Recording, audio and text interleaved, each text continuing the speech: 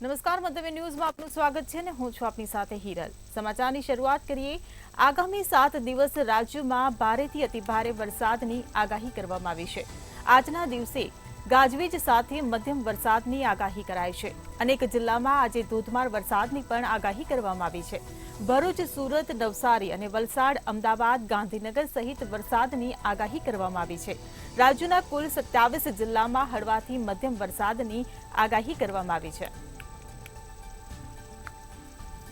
ધમાકેદાર વરસાદની એન્ટ્રી શરૂ થઈ ગઈ છે। સાયક્લોનિક સર્ક્યુલેશન સક્રિય થતા વરસાદની આગાહી કરવામાં આવી છે।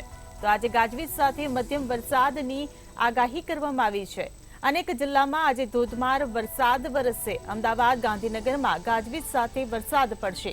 તો 30 જૂને દક્ષિણ ગુજરાતના 5 જિલ્લામાં ભારે વરસાદ પડશે। ત્યારે ભરૂચ, સુરત, નવસારી, વલસાડને લઈને પણ આગાહી કરવામાં આવી છે। તો રાજ્યમાં આગામી 7 દિવસ વરસાદની હવામાન વિભાગ દ્વારા આગાહી કરવામાં આવી છે। તો આજે ગાજવીજ સાથે મધ્યમ વરસાદની ઠેર ઠેર આગાહી કરવામાં આવી છે। અનેક જિલ્લામાં આજે ધોધમાર વરસાદની આગાહી કરવામાં આવી છે। ત્યારે 30 જૂને દક્ષિણ ગુજરાતના 5 જિલ્લામાં ભારે વરસાદની આગાહી કરવામાં આવી છે। તો માછીમારોને પણ દરિયો ન ખેડવાની સૂચના આપવામાં આવી છે।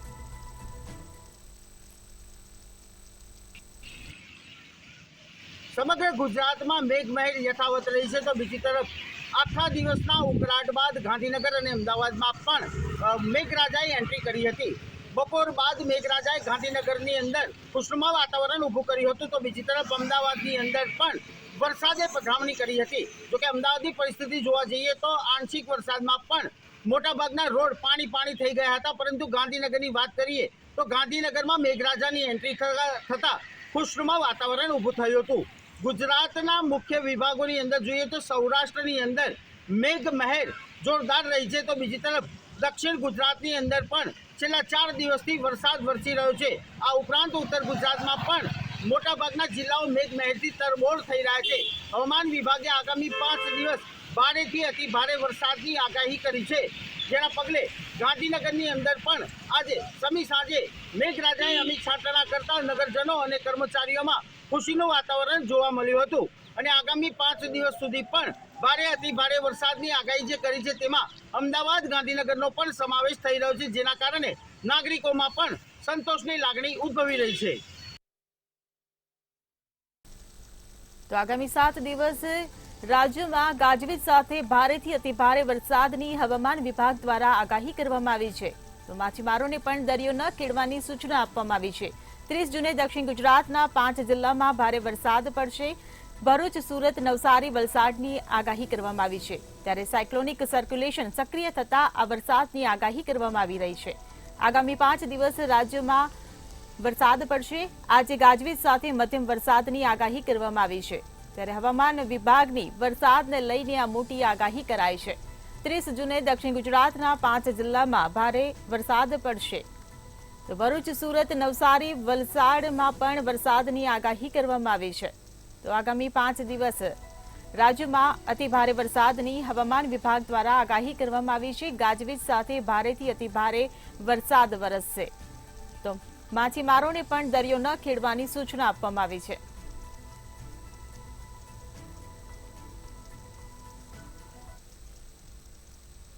દેશભરમાં નીટ પરીક્ષાનો મામલો વધુ ઉગ્ર બની રહ્યો છે। ત્યારે નીટ કૌભાંડ મામલે સીબીઆઈ એક્શન મોડમાં આવી છે।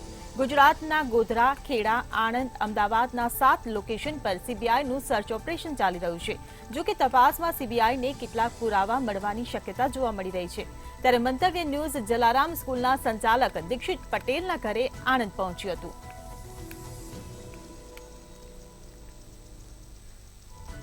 તો નીટ મામલે સીબીઆઈ જે પ્રમાણે નીટની પરીક્ષામાં કૌભાંડ સામે આવ્યું છે અને હાલ સીબીઆઈ દ્વારા સમગ્ર મામલે તપાસ હાથ ધરવામાં આવી રહી છે।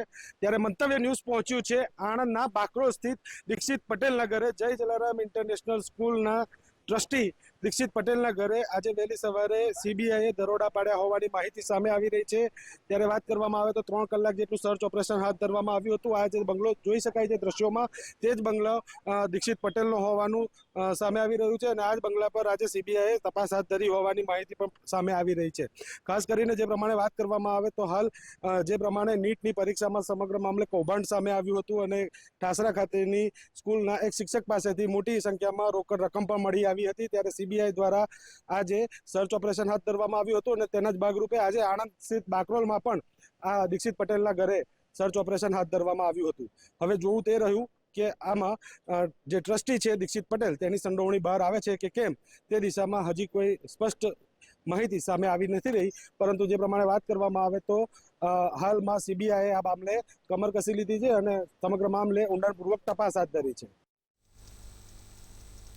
નીટ કૌભાંડ મામલે સીબીઆઈ એક્શન મોડમાં આવી ગઈ છે। ગુજરાતમાં 4 સ્થળો પર સીબીઆઈએ સર્ચ ઓપરેશન હાથ ધર્યું છે। 4 જિલ્લાના 7 લોકેશન પર સીબીઆઈએ સર્ચ ઓપરેશન હાથ ધર્યું છે, જેમાં ગોધરા, ખેડા, આણંદ અને અમદાવાદમાં તપાસ હાથ ધરવામાં આવી છે।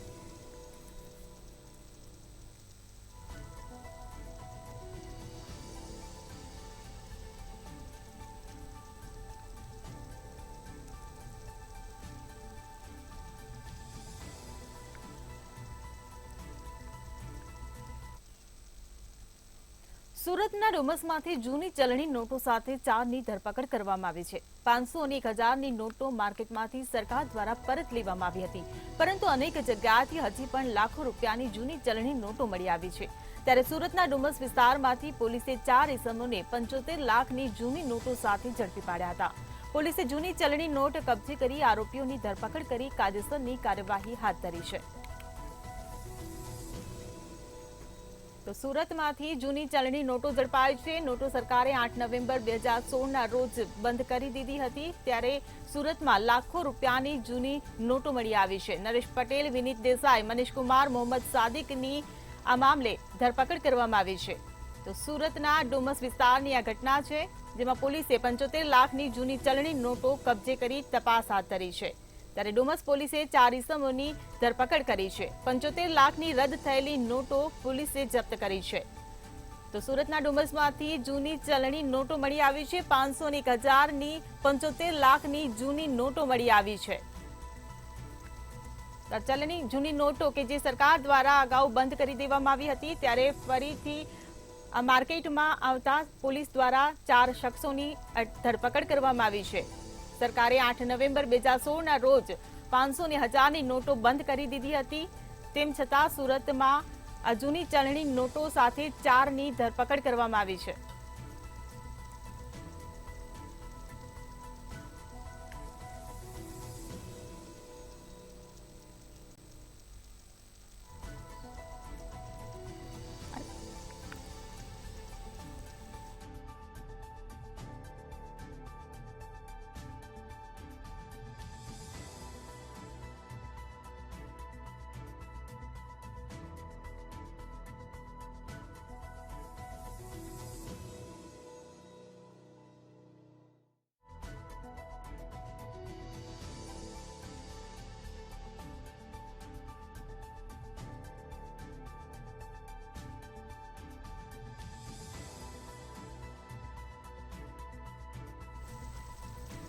તો સુરતમાંથી જૂની ચલણી નોટો ઝડપાઈ છે। જૂની ચલણી નોટો સાથે 4 લોકોની પોલીસ દ્વારા ધરપકડ કરવામાં આવી છે। 75 લાખની આ જૂની નોટો ઝડપાઈ છે। સુરતમાં ડુમસમાંથી જૂની ચલણી નોટો સાથે 4ની સુરત પોલીસે ધરપકડ કરી છે। ત્યારે 500 અને 1000ની 75 લાખની જૂની નોટો મળી આવી છે। આ 500 અને 1000ની નોટ સરકાર દ્વારા અગાઉ બંધ કરી દેવામાં આવી હતી, ત્યારે ફરી માર્કેટમાં આવતા પોલીસે તપાસ હાથ ધરી હતી અને 4ની ધરપકડ કરી છે।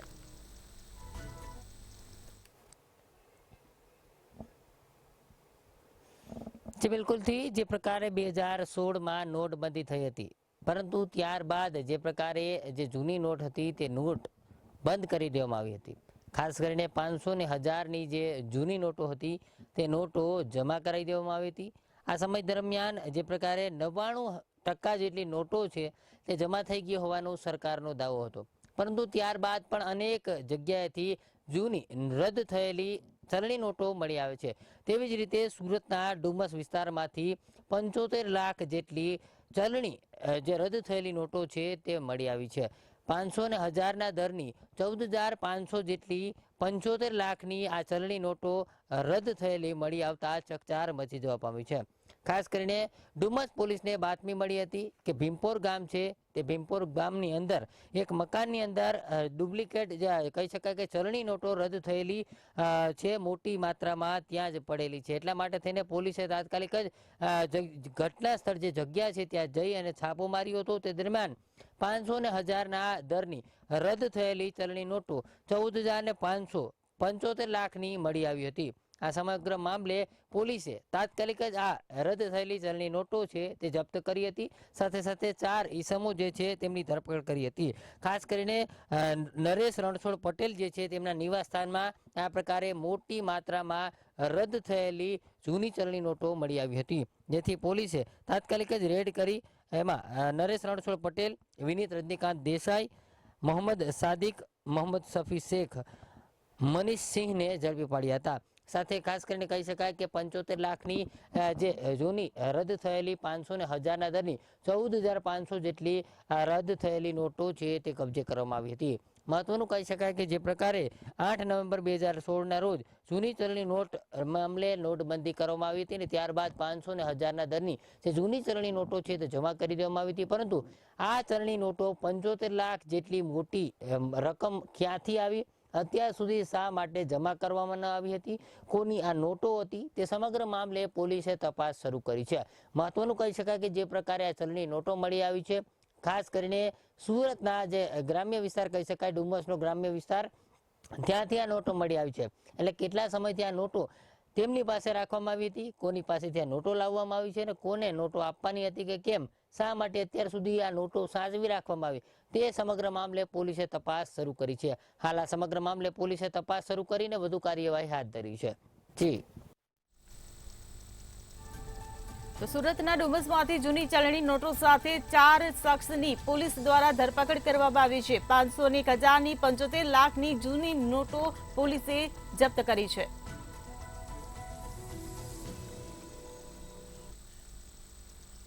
વડોદરામાં હાઉસિંગ બોર્ડ અને કોર્પોરેશનને 5000 ઘરના વીજ પાણી કનેક્શન કાપી નાખતા મામલો ગરમાયો છે.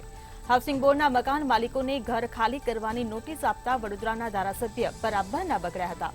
માંજલપુરના ધારાસભ્ય યોગેશ પટેલ અધિકારીઓ પર બગડ્યા હતા. યોગેશ પટેલે જાહેરમાં ગુસ્સો ઠાલવતા કહ્યું કે અધિકારીઓ મનમાની કરી રહ્યા છે, ગાંઠતા નથી. ત્યારે આ મામલે સિનિયર ધારાસભ્ય બાદ હવે સાંસદ ડોક્ટર હેમાંગ જોશી પણ ગરીબોને વારે આવ્યા છે. હેમાંગ જોશી સમગ્ર મામલે અધિકારીઓ સાથે બેઠક યોજી ચર્ચા કરશે.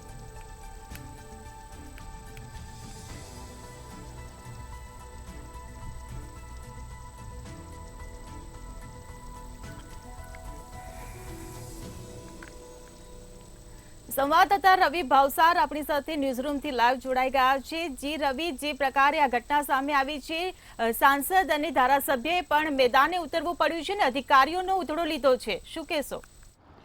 જે બિલકુલથી જો વાત કરવામાં આવે તો વડોદરાના જે દિવાળીપુરા વિસ્તાર છે તે દિવાળીપુરા વિસ્તારના જે 5000 જેટલા જે આવાસ યોજનાના જે મકાનો છે તે મકાનોના ગટર પાણી અને વીજના જે કનેક્શન છે તે વીજના કનેક્શન છે તે કોર્પોરેશનના અધિકારીઓ દ્વારા કાપી દેવામાં આવ્યા હતા. તેને પગલે માંજલપુરના ધારાસભ્ય યોગેશ પટેલ છે તે યોગેશ પટેલે જે અધિકારીઓ છે તે અધિકારીઓનો ઉગ્ર વિરોધ છે તે ઉગ્ર વિરોધ કર્યો હતો અને તેઓનું નિવેદન હતું કે જો આ જે 5000 જે મકાનોના વીજ પાણી અને ગટરના કનેક્શન કાપી નાખ્યા છે તે પરિવાર અત્યારે હાલ જશે ક્યાં અને ક્યાંક ને ક્યાંક જે વડોદરામાં જે માહોલ છે તે માહોલ ખરાબ થાય તેવી પરિસ્થિતિ સર્જાશે. એટલે કહી શકાય કે જે 5000 જે મકાનોના વીજ પાણી અને જે ગટર કનેક્શન છે તે અધિકારીઓ દ્વારા કાપી નાખવામાં આવ્યા હતા. પરંતુ જે વડોદરાના જે ધારાસભ્ય યોગેશ પટેલનું નિવેદન હતું કે જે મકાનોનું રિનોવેશન જરૂર છે તે મકાનોને રિનોવેશન કરાવવા જરૂરી છે અને તેમનું જ ખાલી ગટર પાણી અથવા તો જે લાઇટ છે કનેક્શન તે કાપી અને તેનું રિનોવેશન થાય તે જરૂરી છે. પરંતુ જે પ્રમાણે 5000 જેટલા જે આવાસ યોજનાના જે મકાનો છે તે તમામના જે જે કનેક્શનો કાપી દીધા હતા. ત્યારબાદ વડોદરામાં ક્યાંક ને ક્યાંક રાજકારણ ગરમાયું હોય તેવું સ્પષ્ટપણે લાગી રહ્યું હતું. જે ગરીબ લોકો જે આવાસ યોજનામાં રહે છે તેઓ લોકોના જે મકાનોના જે વીજ પાણી અને ગટરના કનેક્શન છે તે તાત્કાલિક જોડવા માટે યોગેશ પટેલ જે ધારાસભ્ય છે તેમના દ્વારા કહેવામાં આવ્યું હતું અને સાથે સાથે જ સાંસદ છે હેમાંગ જોશી ડૉક્ટર તેમના દ્વારા પણ જે ગરીબો છે તે ગરીબોની મદદ કરવા માટેની સૂચના છે તે સૂચના આપવામાં આવી હતી. પરંતુ યોગેશ પટેલ દ્વારા નિવેદન આપવામાં આવ્યું હતું કે ક્યાંક ને ક્યાંક અધિકારીઓએ જે ચૂંટાયેલા પ્રતિનિધિઓ છે તે પ્રતિનિધિઓને સાથે રાખ્યા વગર અથવા તો તેમને જે ભલામણ છે તે ભલામણ મંજૂર રાખ્યા વગર જે કનેક્શનો છે તે કનેક્શનો કાપવામાં આવે છે. તેને લઈને ક્યાંક ને ક્યાંક વડોદરામાં અશાંતિ અથવા તો અસમંજસ ફેલાય તેવી પરિસ્થિતિનો ઉદ્ભવ ના થાય તે માટે હાલમાં જે પ્રયત્નો છે તે પ્રયત્નો અત્યારે હાલ કરવામાં આવી રહ્યા છે. જી રવિ, સમગ્ર માહિતી આપવા બદલ આભાર. તો વડોદરામાં હાઉસિંગ બોર્ડ અને કોર્પોરેશને 5000 ઘરના માલિકોને ઘર ખાલી કરવાની નોટિસ આપી હતી, જેને લઈને માંજલપુરના ધારાસભ્ય યોગેશ પટેલે અધિકારીઓનો ઉધડો લીધો હતો. તો આ સાથે સાંસદ હેમાંગ જોશી પણ હવે મેદાને ઉતર્યા છે અને આ સમસ્યાને લઈને બેઠક યોજશે. તો અધિકારીઓ પોતાની મનમાની કરી રહ્યા હોવાનું યોગેશ પટેલે નિવેદન આપ્યું છે. તો સાંસદ ડોક્ટર હેમાંગ જોશી પણ હવે ગરીબોની વારે આવ્યા છે. તો હાઉસિંગ બોર્ડ અને કોર્પોરેશને 5000 ઘરોને જે નોટિસ આપી છે તેને લઈને વડોદરામાં મામલો ગરમાયો છે. શહેરમાં તોફાનો ફાટી નીકળશે, અરાજકતા ફેલાશે તે પ્રકારનું યોગેશ પટેલે નિવેદન આપ્યું છે.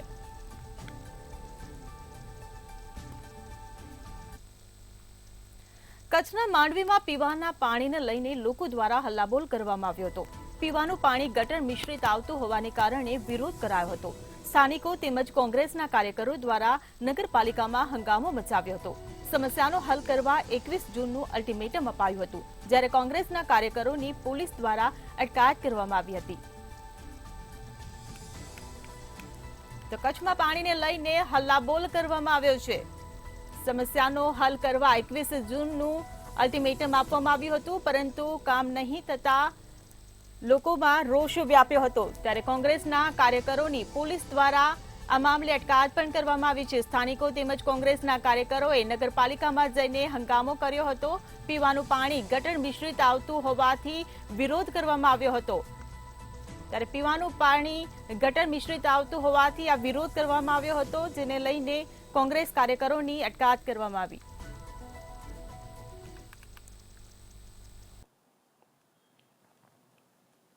રમણીય બીચની ઓળખ ધરાવતા માંડવી શહેરમાં સુવિધાનો ક્યાંક ને ક્યાંક અભાવ જોવા મળી રહ્યો છે. ગત 21 જૂનના જે રીતના કોંગ્રેસી કાર્યકરો અને શહેરીજનો દ્વારા સફાઈ, પાણી અને ગટર મુદ્દે જે રજૂઆત કરવામાં આવી હતી તેનો આજની તારીખ સુધી ઉકેલ ના આવતા લોકો છે તે આજે રોષે ભરાયા હતા અને માંડવી નગરપાલિકા ખાતે મોટી સંખ્યામાં છે તે ધસી ગયા હતા. આ સમગ્ર મામલે ઉગ્ર રજૂઆત કરવામાં આવી હતી અને ક્યાંક ને ક્યાંક પોલીસ કાફલાને પણ બોલાવવાની પાલિકાને ફરજ પડી હતી. આ સમગ્ર ઘર્ષણ વચ્ચે ક્યાંક પાલિકાએ કેટલાક કોંગ્રેસી કાર્યકરો અને માંડવીના શહેરીજનોને ક્યાંક ને ક્યાંક અટકાયત કરવામાં આવી હતી. 21 જૂનના જે રીતના લોકોએ જે રજૂઆત કરી હતી કે લોકોને દૂષિત પાણી વિતરણ કરવામાં આવે છે અને ક્યાંક ને ક્યાંક રોગચાળાનો ભય છે તે પણ સતાવી રહ્યો છે, જેના કારણે લોકો અવારનવાર મુશ્કેલી અનુભવતા હતા. ત્યારે આજે લોકોનો છે તે પારો ગયો હતો અને માંડવી નગરપાલિકા ખાતે ધસી ગયા હતા. આ સમગ્ર મામલે રજૂઆત કરવામાં આવી હતી અને ખાસ કરીને આજે મહત્વની જે રજૂઆત છે તેનો કેટલાય દિવસથી ઉકેલ ના આવતા આજે લોકો છે તે રોષે ભરાયા હતા અને માંડવી નગરપાલિકાને તાળાબંધી કરી હતી. આ તાળાબંધી દરમિયાન પોલીસ સાથે ક્યાંક ને ક્યાંક ઘર્ષણ થતા કેટલાક લોકો અને કોંગ્રેસી કાર્યકરો છે તેમની અટકાયત કરવામાં આવી હતી. માંડવીના જે કોંગ્રેસના આગેવાન છે ખેરાલુ ગઢવી તેમના દ્વારા અગાઉ પણ અનેક વખત રજૂઆતો કરવામાં આવી છતાં ક્યાંક ને ક્યાંક જે માંડવી નગરપાલિકા છે તેમને જે પ્રશ્નો છે તેનું કોઈ હલ ન લાવતા આજે છે આખરે લોકો રજૂઆત કરવા માટે ધસી ગયા હતા અને કેટલાય દિવસથી જે માંડવી વિસ્તાર છે તેમાં ક્યાંક ને ક્યાંક લોકોનો જે પ્રશ્ન છે તેનો કોઈ નિવેડો ના આવતા આજે લોકો છે તે પાછા રોષે ભરાયા હતા અને જે રીતના તેમની માંગ હતી કે કેટલાય દિવસથી જે સફાઈ અને પાણી અને ગટરથી લોકો પરેશાન છે તેની વહેલી તકે ઉકેલ આવે તેવી માંગ પણ કરી હતી અને આજે લોકોએ માંડવી નગરપાલિકા કચેરી ખાતે ધસી જઈ અને ત્યાં ધારદાર રજૂઆત કરી હતી હતી અને તાળાબંધી સાથે અલ્ટિમેટમ પણ આપવામાં આવ્યું હતું કે વહેલી તકે માંડવી નગરપાલિકા દ્વારા લોકોને છે તે સુવિધા પૂરી પાડવામાં આવે. તો બીજી બાજુ માંડવી નગરપાલિકા જે દૂષિત પાણી વિતરણ કરે છે, જેના કારણે ક્યાંક ને ક્યાંક લોકોને છે તે રોગચાળાનો ભય પણ સતાવી રહ્યો છે, જેના કારણે છેલ્લા 1 મહિનાથી માંડવીને કોલેરાગ્રસ્ત પણ જાહેર કરવામાં આવ્યું છે. કચ્છના માંડવીમાં પીવાના પાણીને લઈને હલ્લાબોલ કરવામાં આવ્યો છે. પીવાનું પાણી ગટર મિશ્રિત આવતું હોવાથી કોંગ્રેસ કાર્યકર્તાઓ અને સ્થાનિકોએ આ હલ્લાબોલ કર્યો હતો.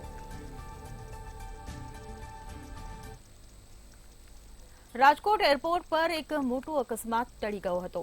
અહીં પણ દિલ્હી એરપોર્ટના ટર્મિનલ 1 જેવી દુર્ઘટના થતા બચી ગઈ હતી. રાજકોટ હિરાસત સ્થિત ઇન્ટરનેશનલ એરપોર્ટ પર ટર્મિનલની બહાર પેસેન્જર પિકઅપ ડ્રોપ એરિયામાં ઉપર લાગેલી કેનોપી તૂટી પડી હતી. જો કે સદનસીબે કોઈ જાનહાનિ સર્જાઈ નથી. તો રાજકોટમાં એક મોટી દુર્ઘટના ઘટતા ટળી હતી. ટર્મિનલ બહાર પિકઅપ ડ્રોપ એરિયામાં આ દુર્ઘટના ઘટી હતી. રાજકોટ હિરાસર એરપોર્ટ પર કેનોપી ધરાશાયી થઈ હતી. તો ચોમાસાની શરૂઆતમાં જ આ દુર્ઘટના સર્જાઈ હતી. ત્યારે છત તૂટી પડતા મુસાફરોમાં પણ નાસભાગ મચી હતી. દિલ્હીમાં જે પ્રકારની ઘટના ઘટી, ખાસ તો દિલ્હીના એરપોર્ટ પરનું જે છજ્જુ છે તે પડી ગયું, એ જ પ્રકારનું જે ઘટના છે તે રાજકોટમાં પણ ઘટી છે. રાજકોટમાં જર્મન ડોમ ક્યાંક ને ક્યાંક એરપોર્ટની આસપાસ ત્યાં લગાડવામાં આવ્યું છે અને તેમાં અચાનકથી તેના જે પાણીનું જે પ્રેશર છે, એટલે કે હાલ વરસાદનું સિઝન ચાલી રહ્યું છે અને તેના કારણે જર્મન ડોમ ઉપર પાણી ભરાતા જર્મન ડોમનું જે ઉપરનો જે ભાગ છે તે એકાએક પડ્યું અને તેના જ કારણે કહી શકાય કે સવાલોના ઘેરા ઉપર એરપોર્ટ મેનેજમેન્ટ છે. આ સાથે કહી શકાય કે કોઈ જાનહાનિ નથી થઈ. જો કદાચ ત્યાં જાનહાનિ થઈ હોત તો કહી શકાય કે એક મોટો પ્રશ્ન ક્યાંક સવાલ થાય. આ સવાલ એ છે કે શા કારણે ક્યાંક ને ક્યાંક 1 વર્ષના અંદર જ્યારે આ એરપોર્ટ બનાવવામાં આવ્યું તેમાં હંગામી ધોરણે જે ડોમ છે તે લગાડવું પડે. ચોક્કસથી અનેક સવાલો ક્યાંક ઊભા થાય છે. ત્યારે આના વચ્ચે આ પ્રકારની ઘટના છે તે સામે આવી છે. ચોક્કસથી આ સવાલને લઈને ક્યાંક એરપોર્ટ ઓથોરિટી જે મીડિયા સમક્ષ આવવા માટે પોતાનું ટાળી રહ્યા છે. એટલે કે આગામી સમયમાં ક્યાંક એક નક્કર આયોજન છે કે હોવું જોઈએ, આવું પેસેન્જરો કહે છે, કે જેથી કરીને આ પ્રકારની ઘટના વારંવાર ન થાય. જી.